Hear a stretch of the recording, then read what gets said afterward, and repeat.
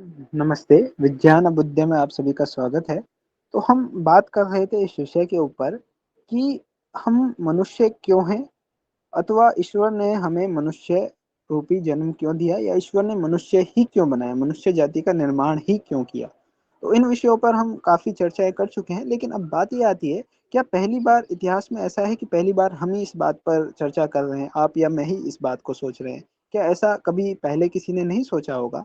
आप कहेंगे सोचा होगा, बिल्कुल सोचा होगा और इसके उदाहरण हमें स्पष्ट रूप से दिखाई भी देते हैं। जब-जब समाज भटका, तब-तब बहुत सारे महापुरुषों ने जन्म लिया और उन्होंने इस सत्य को लोगों तक पहुँचाया कि आप इस विचार कीजिए कि ऐसा बहुत सारी सीरीज़ में भी देखने को मिला है ना? कि लोग कहते हैं कि आप हो कौन? यह सोचना भारत में अपने आप स्वाभाविक है। यह लोग अपने आप सोच लेते थे भारत में क्योंकि यहाँ का माहौल ही कुछ इस प्रकार था। ऋषि-मुनि, आचार्यगण, है ना? तो इतना लोगों में सोच-विचार की क्षमताएँ थी, तो इतना सोच लेते थे। लेकिन आज कोई सोच रहा है कि हम मनुष्य क्यों हैं? हमें मनुष्य रूपी जन्म क्यों मिला? हमारे उद्देश्य क्या हैं? कर्तव्य क्या हैं? कुछ भी कोई किसी को कोई मतलब नहीं। तो लेकिन आपको ये सोचना होगा, तो इसके लिए बहुत सारी जानकारी आपके पास उपलब्ध है। आचार्यों ने, ऋषियों ने सोचा, तभी तो वेदों को आगे बढ़ाया, उपनिषदों के रूप में, ब्राह्मण ग्रंथों के रूप में बढ़ाया। एक बात बताइए वो तो ईश्वर भक्त थे ना, तो उनको ये भाष्य लिखने की ज़रूरत क्या थी? वो वेद को ही समझते और सीधा ही उसको क्या कर लेते कि ईश्वर की प्राप्ति कर लेते। उन्होंने क्यों लिखा? अब और जितने भी आगे विद्वान हुए हैं, सभी ने कुछ ना कुछ योगदान क्यों दिया?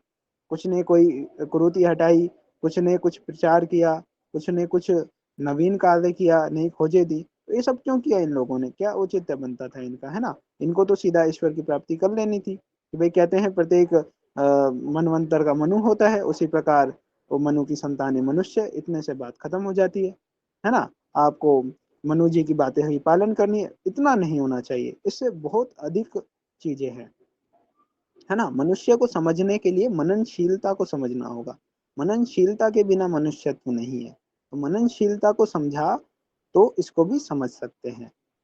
तो यहाँ पर हम बात क्या कर रहे हैं कि हमारे बहुत सारे आचार्य, ऋषिवर, महापुरुष हुए हैं, क्रांतिवीर हुए हैं, है ना?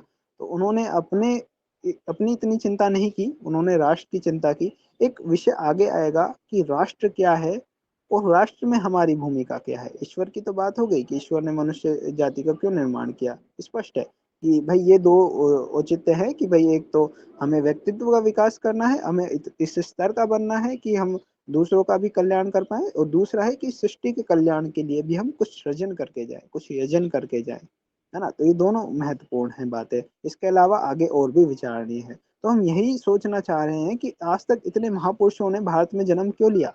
ये प्रश्न आज तक किसी ने क्यों नहीं किया अपने आप से कि ऐसा भारत में ही क्या है? मैं बचपन में बहुत प्रश्न करता था कि ऐसा भारत में ही क्या है जो यहाँ इतने महापुरुष 1947 और थोड़ी-सी आगे इनकी क्रांति में ही 7 लाख 32,000 क्रांतिवीर शहीद हो गए, है ना? इतने क्रांतिवीर हो गए।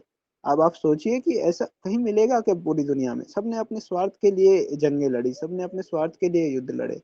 हाँ, भारत में ही ऐसे निकल देते हैं लोग कफ़न बाँध के कि चलो भई राष्ट्र पे संकट है ना? तो क्या है यहाँ पर ऐसा? तो यहाँ पर ये है ऐसा कि लोग पूछते थे कि मैं कौन हूँ? वो जानना चाहते थे। वो मान चुके थे कि ईश्वर और मैं एक ही हूँ। आत्मा के बाद परमात्मा सुख है ना? यदि हम अच्छे कर्म करके जा रहे हैं, हम अच्छी वीर गति को प्राप्त हो रहे हैं, है ना? ईश्वर को प्राप्त हो रहे हैं, यानी हम ईश्वर का कार्य कर रहे हैं। तो यह बहुत विचारणीय प्रश्न है कि यहाँ पर ही क्यों हुआ? इसीलिए हुआ क्योंकि यहाँ ये लोग प्रश्न करते थे। अब नहीं कर रहे हैं, जिन्होंने किया वो आ रहे हैं। आप भी प्रश्न कीजिए, तो हो सकता है बहुत अच्छा होगा समाज